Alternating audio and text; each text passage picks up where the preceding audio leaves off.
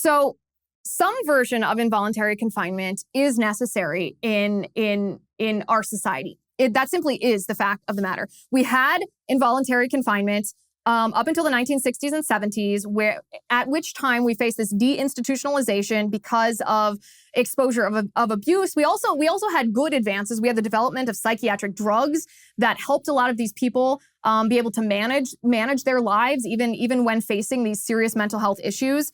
And we also had a government policy that disincentivized states from institutionalizing people because Medicaid would not pay for inpatient psychiatric beds. So they would only pay for outpatient treatment. So on a purely financial incentive scale, hospitals and institutions were disincentivized from institutionalizing people. They were incentivized to get them out of there as quickly as possible if they wanted to be reimbursed by Medicaid.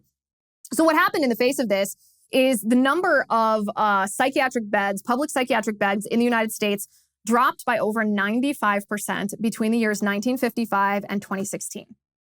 We have 5% of the number of psychiatric beds that we did in the 1950s. And we didn't offer any community-based alternatives to this influx of these mental health patients that suddenly were let out of institutions. States didn't step up to the plate and create any. So what did we face? What happened when we faced this deinstitutionalization?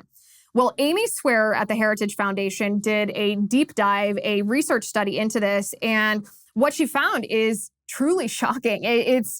It's something that people don't talk about when we talk about mental health care and violence and the correlation between serious mental health issues and violence. And I want to read you a little bit of what she wrote.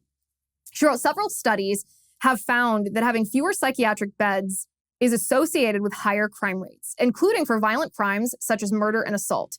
There are also strong indications that the dramatic rise in violent crime during the 1980s and 1990s was in large part an effect of deinstitutionalization and the massive influx of individuals with untreated mental illness back into their communities. She said, meanwhile, the equally sudden decline of crime rates in the 1990s and 2000s can be explained in large part by the reinstitutionalization of these individuals into jails and prisons.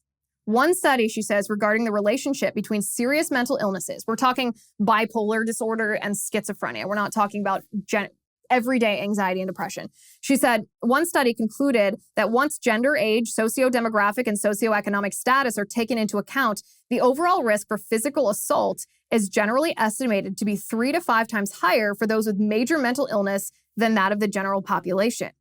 At least 20 different studies have found a positive relationship between psychotic delusions and violence, especially when those delusions involve paranoid beliefs about persecution and exaggerated perceptions of threat risks, or involve command hallucinations in which voices inside their heads command them to commit violent acts. And while mental illness, she writes, in general may have a limited relationship to violent crime in general, studies in both the United States and the international community routinely suggest that individuals with untreated schizophrenia and bipolar disorder are responsible for a disproportionate number of violent crimes, and for roughly 10% of murders in particular. 10%.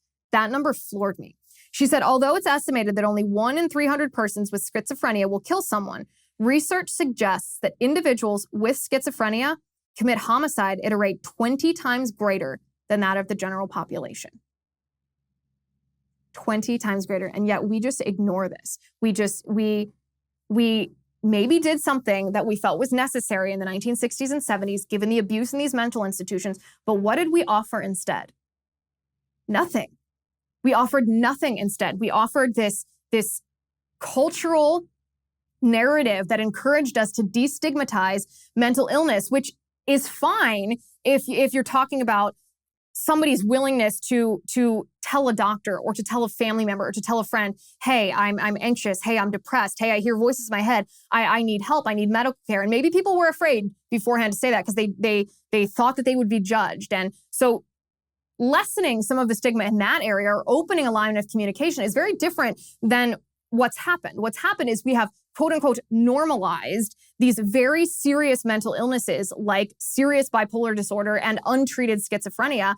And this has created a crisis in our country, a crisis that we quite literally opened the floodgates to when we opened the doors of those mental institutions, and all of these patients were let out. All of these patients were let out.